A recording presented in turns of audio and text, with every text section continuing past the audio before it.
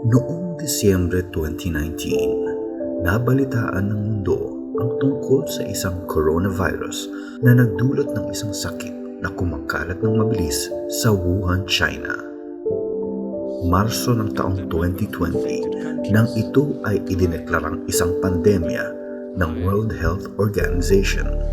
WHO has been assessing this outbreak around the clock, and we're deeply concerned both by the alarming levels of spread and severity and by the alarming levels of inaction. We have therefore made the assessment that COVID-19 can be characterized as a pandemic. Ang virus na kilala sa tawag na SARS-CoV-2 ay agad namang na-identify at Enero 13, 2020 ay agad itong ibinahagi ng Wuhan sa database ng mundo at ito ang ginamit sa pananaliksik ng iba't ibang mga siyentipiko at laboratorio sa mundo upang makapag-develop ng mga detection systems at patuloy na mapag-aralan ang galaw ng virus sa iba't ibang bansa. And many of these regions, since these were published by China in January 13, 2020, were used to design the vaccine. A lot of the vaccines were designed based on the spike region, whereas many of our RT-PCR tests were either from OR1 and then of course NM and several regions. In the UK, dahil sa database, napag-alaman din ang pinagmulan ng isang virus at kung ano ang nagiging epekto nito sa kapasidad ng virus na magdulot ng sakit. Ito ay tinatawag na whole genome sequencing or WGS. Shared sequences around the world. We are also sharing our sequences in GSAID. And so GSAID has this different kinds of clades. So G, L, GH, GR, etc. So ang Philippine Genome Center ang nananaliksik tungkol sa pinagmula ng virus na pumasok sa Pilipinas. So the earliest one that entered the Philippines really came from tourists coming from Wuhan, China.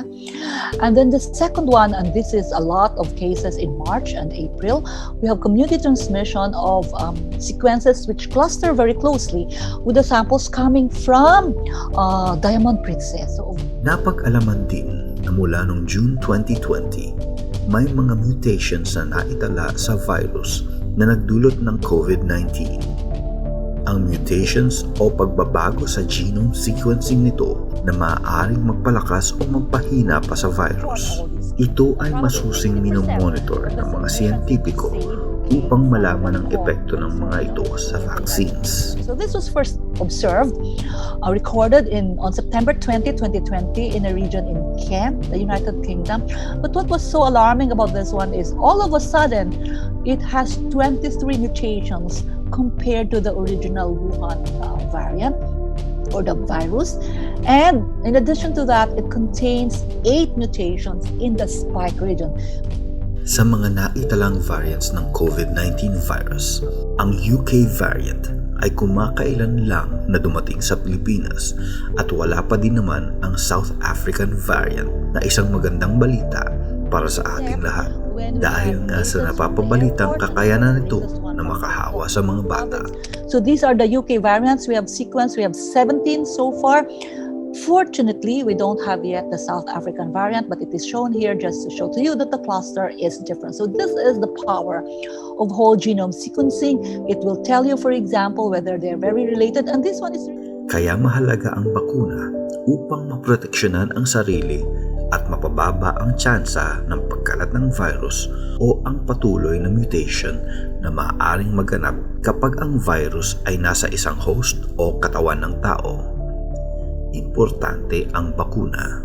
We all know that a vaccine is a biomedical product that is able to stimulate a person's immune system to produce what we call immunity to a specific disease. And these vaccines are very specific to certain agents, microbial agents. So immunity to a specific disease, protecting that person from that specific disease. Iba-iba ang ginagamit sa paggawa ng vaccine. Para sa COVID-19, ang bakuna ay kadalasang nakafocus sa tinatawag na spike protein ng SARS-CoV-2 virus na siyang responsable sa pagkapit sa host. Yung parang taga-enter and then elicits an active immune response together with response to the adeno and response to the spike. Iba-iba ang efficacy ng bawat bakuna laban sa mga sintomas ng COVID-19 at ang effectiveness nito ay patuloy pa ding pinag-aaralan sa mga iba't ibang age groups. So some would test against the general population, meaning the 18 to 59 years old without comorbidities, wala pong mga sakit, healthy. Some would test also in a subgroup of elderly individuals like 60 years and older, with and without comorbidity, although most of them will have comorbidities. Children, nag-uumpisa, Pfizer and Moderna have started testing their vaccines in children so for Pfizer, less than 16. Nauna na sila 16 and above. But for Moderna, they are starting with less than 18 years old. And then there are some already vaccines being tested in immunocompromised, especially those with HIV. Doon po sa South Africa, there are subgroups being tested there and other special groups.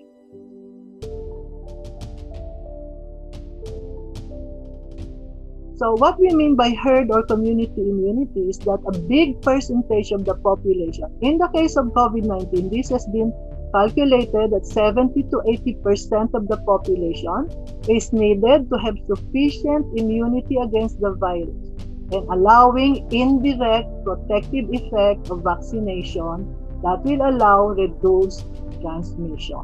So for measles na mas highly contagious, ang kailangan po diyang herd immunity ay nasa 95%. For COVID, dahil doon sa R0 na sinasabi natin, yung kanyang pag-transmit ng virus, ito ang computation nila. But of course, we want it higher if we can get more vaccines. We want it higher than 80% to achieve that level of herd immunity that we want.